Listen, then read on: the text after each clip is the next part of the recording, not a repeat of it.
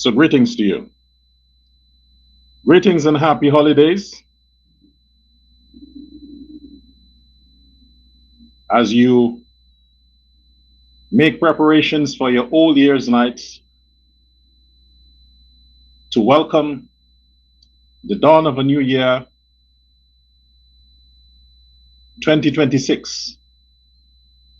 6 is a significant number. If it's not taken in good context, folks may want to think that 6 represents evil, but it doesn't. 6, in my opinion, represents the eve of something better, the eve of the climax. So whatever happens on the 6th determines what the next move shall be.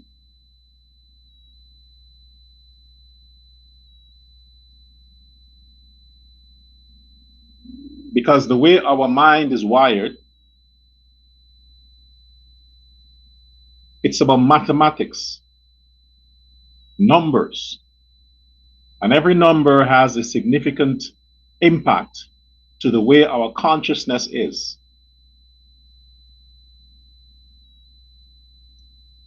So 6 for me does not represent evil. It does not represent anything to do with the underworld or the devil or whatever it is. It's a different plane of enlightenment. And when you reach that plane, there is no coming down. From 6 to completion. Then after completion, then you can determine what direction you go after that. There is no reverse from 6. You can't go from 6 to 5 to 4. No. If you reach 6, the number 6, introspection would be necessary at that point. What have you brought with you to this level? What is your mindset? How is your emotional maturity? How is your emotional maturity? How is your spiritual enlightenment? What is your social status? What is in your moral bank account? That's when the introspection starts. That's when you check yourself at that point, number 6, to find out where am I in human evolution. But if you are at 6 and you're still beating up women, you're still an alcoholic, you are a loser, you have achieved nothing, you have contributed nothing, you have a long criminal record, you are a pest to society, a parasite to those you consider your relatives. If you are at 6 and this is all that you can give account for your existence as a human, then yes, in your reality, 6 is bad. In your reality, after 6, nothing good comes there because you have achieved nothing. The tree that you have been molding and watering has reached the stage where now it is to bear fruit. That's the 6. But then there's no flower, no activity to say that the tree is fruitful, which means it's barren, which means it's useless. All it can do is to be used for junkies and robbers and thieves to hide inside or hang out, or animals to poop and urinate beneath the tree. That's the only purpose it serves. So whether you chop it down or you burn it down, it's of no use to the universe. So 2026 is the year for a lot of us to make things right. There is still chance. You have a whole year, 2026, to correct all the nonsense you have done in the past, including this year, including this moment. You have a whole year to correct it, to reverse whatever evil plan you may have had or you would have, to effect whatever results in the universe. 2026 is the year to correct your bullshit. It's not a year to add to your nonsense, to correct it. If you're stupid, use 2026 to get educated. If you are a criminal, use 2026 to give yourself up to the police and go do your time. Whatever is it that you are doing right now that is bad for society, that is of an evil intent, at the break of 2026, January 1st, make a change. Enough with all the long resolution. People are going, they're getting spiritual bath, they're going to the obeah man, they're going to the witch doctor, they're going to the bunu man, the voodoo man, the Haitian witch doctor, all this nonsense they're doing. They call it African culture, African tradition, all this bullshit they're doing. They want to get rid of all of the bad stuff they did in 2025 by just taking some nasty bath, some stinky smelling bath, and let that shit dry on their skin and think that's the redemption they need. That's the baptism they need for 2026 to be the year of plenty for them.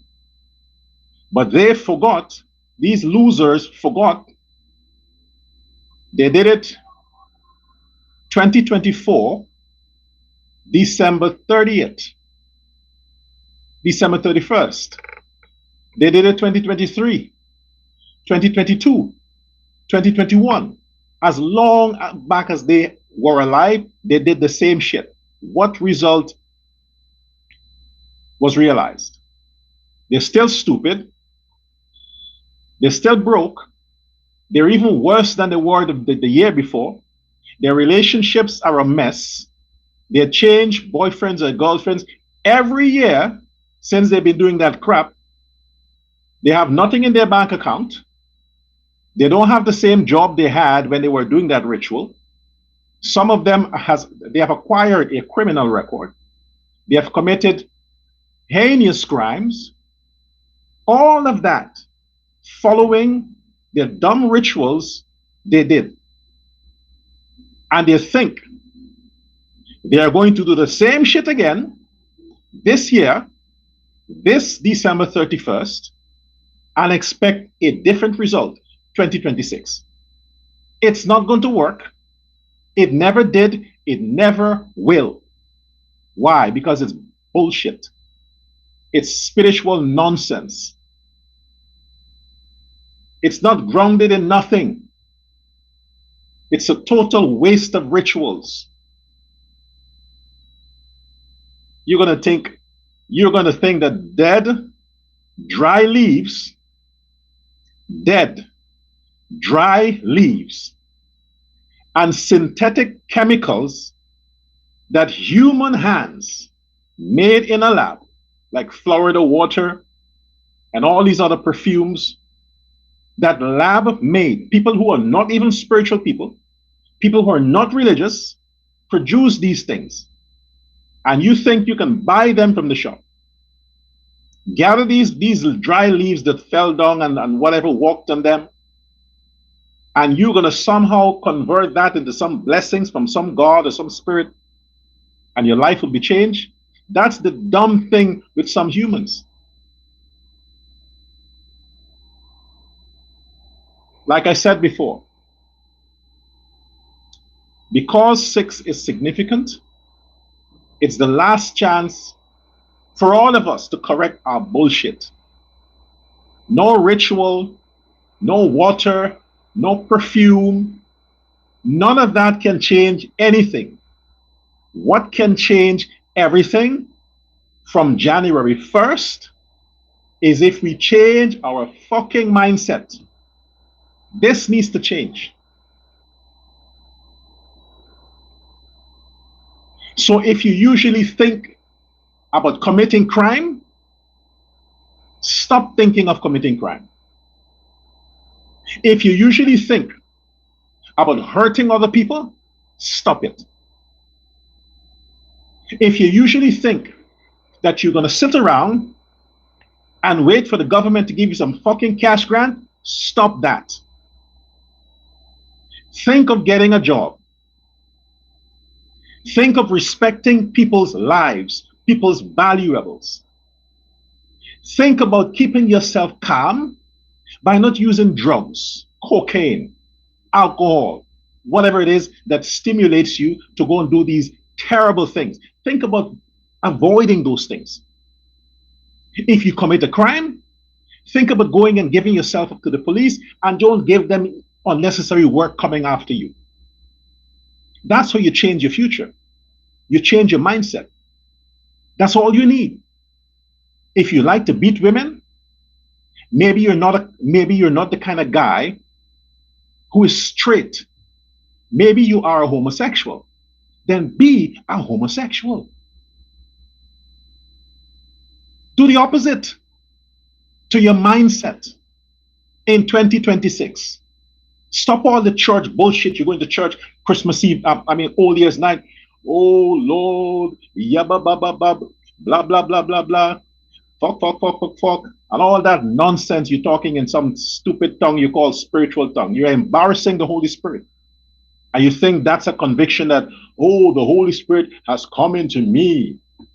And then just out of the church, All Year's Night, just out of the church, you finish your babbling, your gibberish, you're done with that, and it's straight into the club. It's straight into the other woman's bed. It's straight into the other man's bed.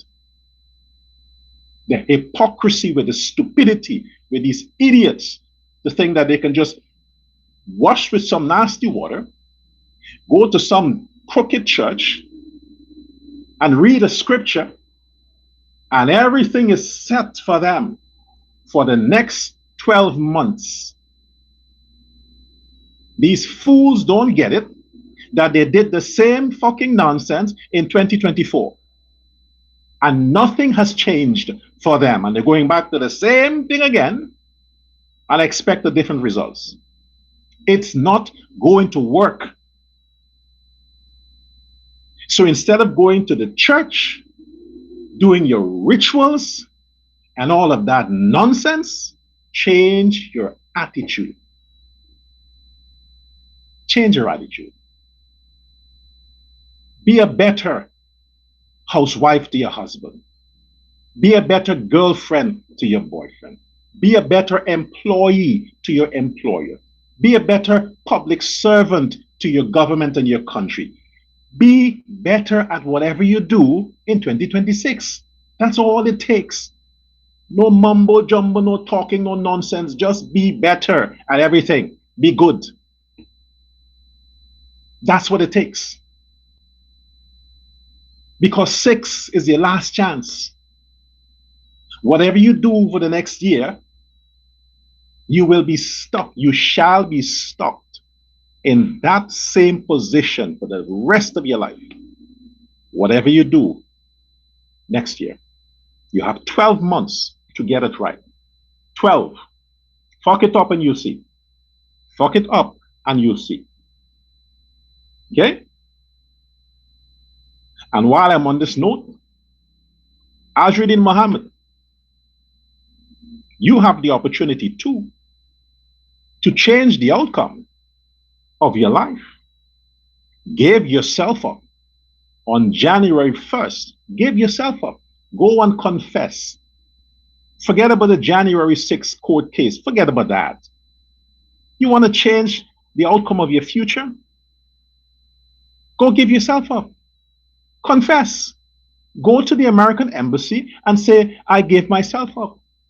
Take your father with you. That's the best you can do. And I guarantee you, you would feel much better.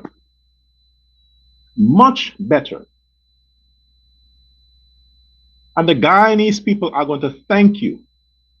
The Guyanese are going to thank you for such a grave sacrifice. Azruddin Mohammed. You have some time to think about it. I know you watch me. I know. So I'm talking directly to you. I'm talking at you. I'm talking to you. For the next few days, it's the 27th, 28th of December. Just have 3 more days. Again, 3. Not a significant number. Go and hand yourself over.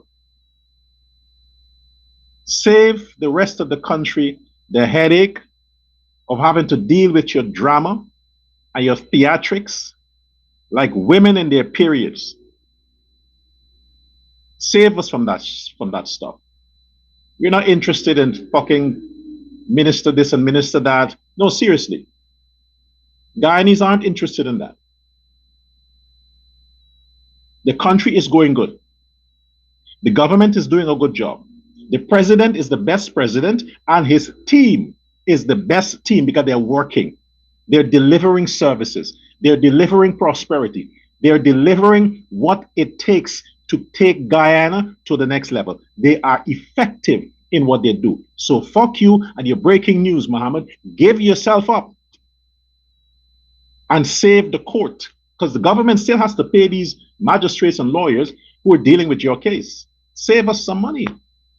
I heard you're broke. You can't pay your lawyers. That's what I heard. I heard that you are broke, Azruddin. Yeah, you have your properties on sale. Nobody wants to buy it. How are they going to do this? That's what I heard. And your people don't lie. So you can't say your people are lying. They don't lie. They tell the truth just like you. So if they're telling me that you're broke, I believe it.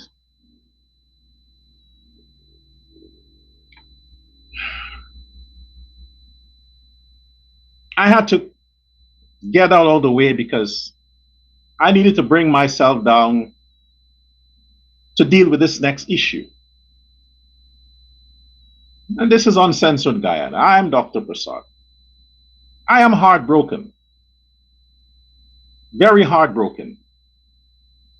Because you see, there are some things that are unique when it comes to Suriname. Some things are unique. And some things are not. What is unique when it comes to Suriname? A multicultural society. Everything and everyone you can find in Suriname, meaning diversity of ethnicities, you can find in Suriname. It's the only country in the Caribbean hemisphere where you find every race, every ethnicity is present. The only country. That's what makes Suriname the city of smiles. Because from all over the world. Every ethnic group is represented in Suriname. They live, work together, do business. Some may have gone because of, whatever issues, social issues, economic issues. But the thing is, they're all here. And the unity is amazing. Crime is not something that is a thing to talk about when it comes to Suriname. I've often recommended on many occasions that a Guyanese Ministry of Home Affairs should take some tips from the Suriname Ministry of Home Affairs. Because when it comes to solving crime,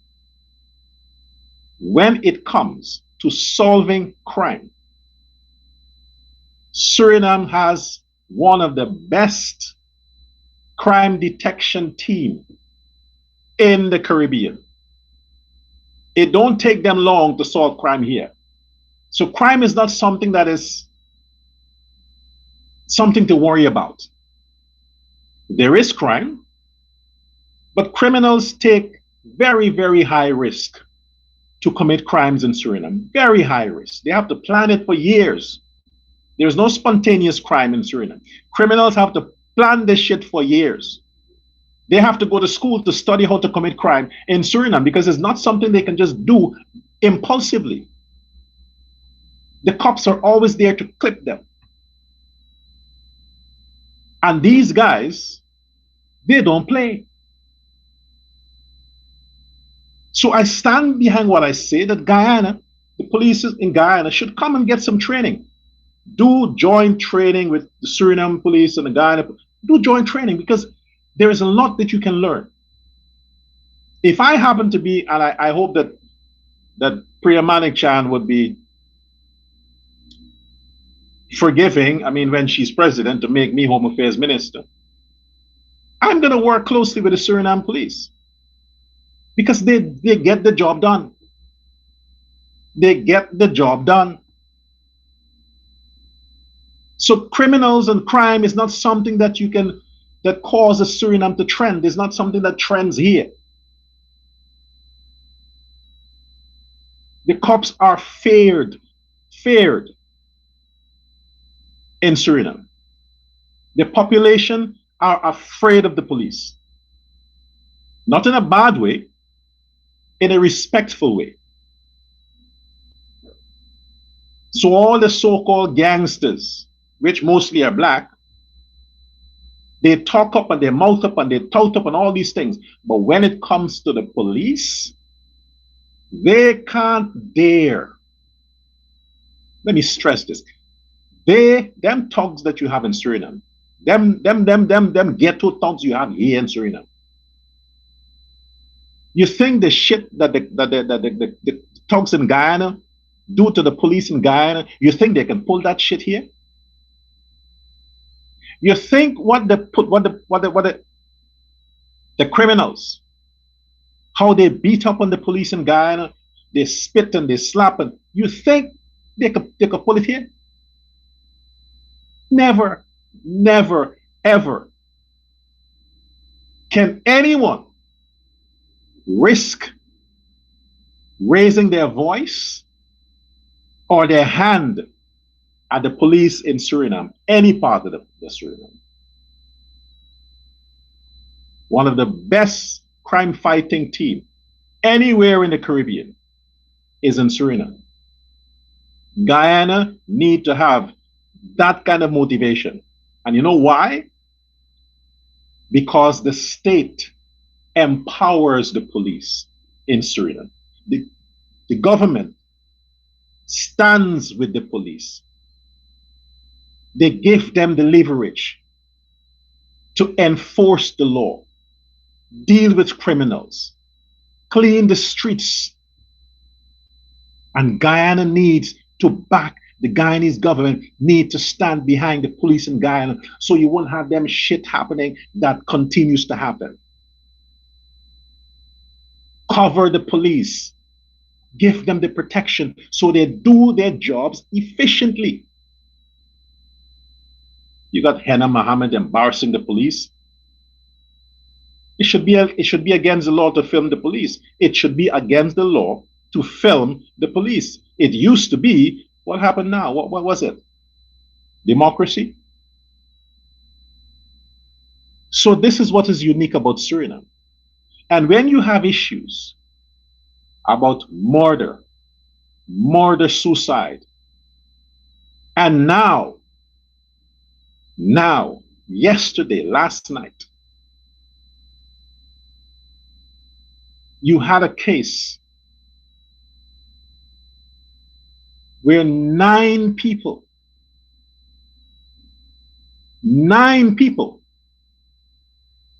1, 2, 3, 4, 5, 6, 7, 8, 9 were murdered by one assailant. One man murdered 9 people. Oh, not with a gun. A knife. Stabbed 9 people to death. How is that even possible? One man. What is he, Jackie Chan? What is he, superhuman? He had 5 hands.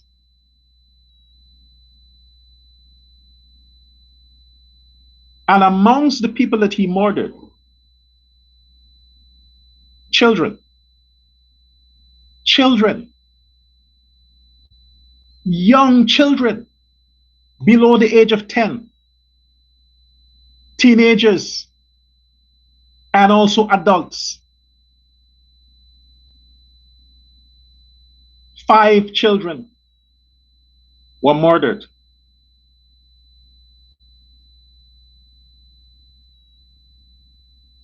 Correction, 6. Here we go again. The number 6. 6 children were murdered last night and 3 adults by one man. 6 children and 3 adults were murdered, brutally stabbed to death by one man in Suriname. And this didn't happen in the city. It happened in the countryside, the region called Kamawena, where you have predominantly Indonesians, or in Suriname we call them Javans. The Javans from Indonesia, the ancestral, they reside mostly on that side. You can mistake a Javans for a Chinese or a Japanese if you don't know the distinction. So somebody else from another country, if you're not familiar with that, you would think that they're Chinese or Japanese, but they're from Indonesia originally. And that's the kind of ethnic group that predominantly lives there. We don't know, to this point, I don't know the identity of the murderer. Luckily, like I said, the police in Suriname are always swift. They're the ones you can call supermen. They fly. They were able, when they were called, to apprehend the criminal.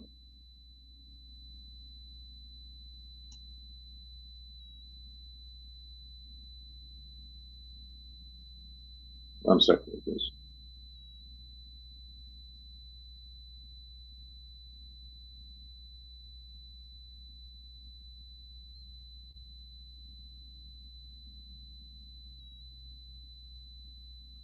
To apprehend the criminal, he was shot in the foot, and subsequently they took him because he wanted to confront the police.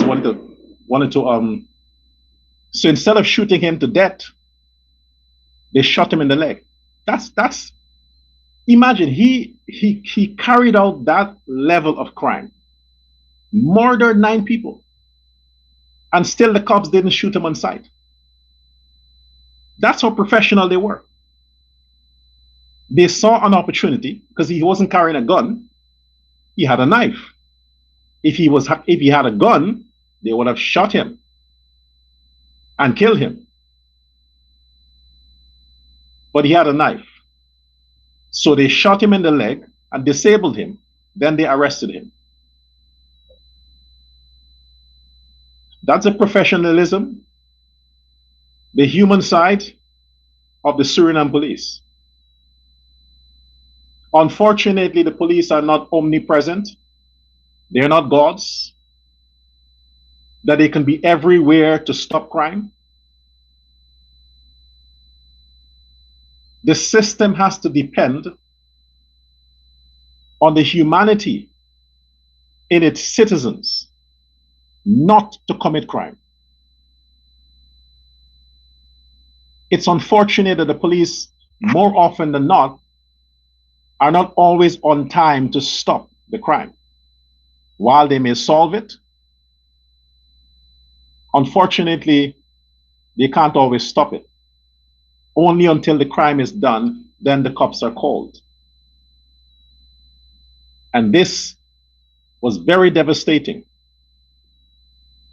They could not have saved the lives of all those who tried to get involved, lost their lives in the process. 9 people. My speculation is adults may have tried to intervene and they ended up being victims, becoming victims. I don't know who the person is. I don't have any information about the identity. As that is available, I would, of course, share that. But it's very sad, and on behalf of the nation of Guyana, I extend my condolences to the people of Suriname. How can we prevent that? How can we prevent such evil from visiting our society? How? Do we need to constantly analyze every adult? Because you hear pockets of rumors that the man had mental issues. The man used drugs. The man, all kinds of stuff you're hearing. Nothing concrete. Whatever the reasons were, no amount of drugs or no amount of mental issues can push anyone to that extent of committing that level of crime. This is a family. These are neighbors. And from what I've seen, for what I have seen in photos circulating, apparently most of the victims were Afro-Surinamers, black people. The victims, the ones that are dead, that were murdered, black people. The mother of the children were not there because apparently, based on what I heard, she separated from the father, who apparently is the culprit, and left the children with him. Who does that? Who does that? You know the man has issues. You're going to leave all these kids with a madman? And leave for what? Because the other guy don't want your kids? If another man wants you from your husband or whoever, and he can't accept you and your kids, he's the wrong guy. He's the wrong guy. Some women think that their kids are a burden, so they don't want to bring the kids with them in their new relationship or their new life because it's going to affect the relationship, and because they love this other guy, they want to hate their kids by leaving them behind. They have women like that. They have those.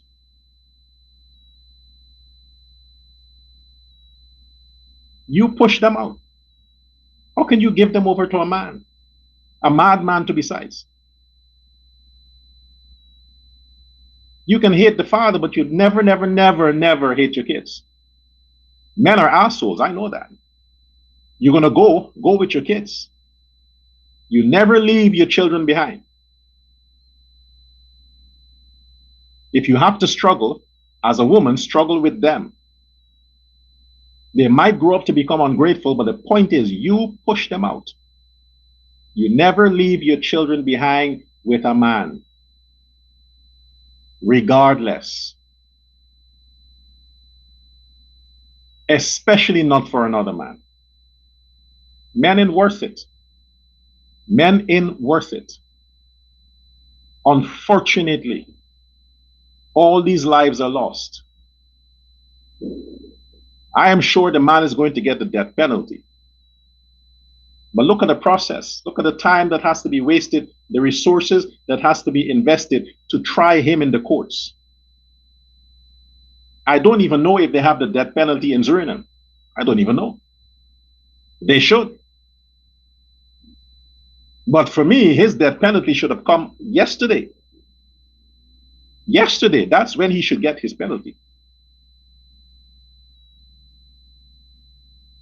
But it's all about the reason, why he did it, what caused it. All of that is important to get your data to prevent these kinds of things from happening again. But as memory serves me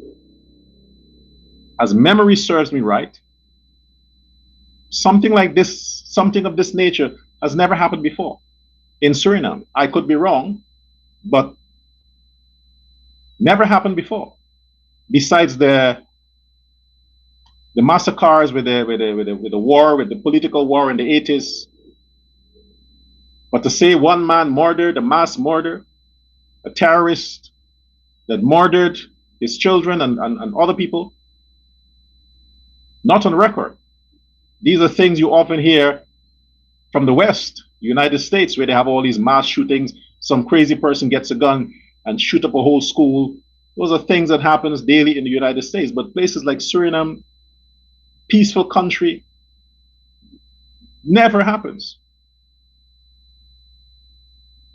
And this ain't politics. This ain't race.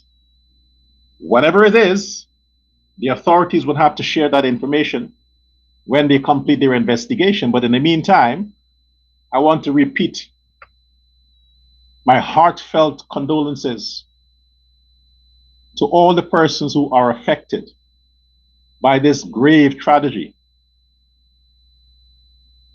Should never have happened, must never happen. And we have to do what we have to do to prevent it. Ladies, the buck stops with you. Be careful who you sleep with. Be careful who you sleep with. If he's smoking marijuana next to you, that's a red flag. If he's taking cocaine, if he's a drunkard, a junkie, red flags. Don't make children for men like that. Run away. Don't think that you can't be a victim. Don't think that you're special. Whatever he did to the ex, he can't do to you. You're not special.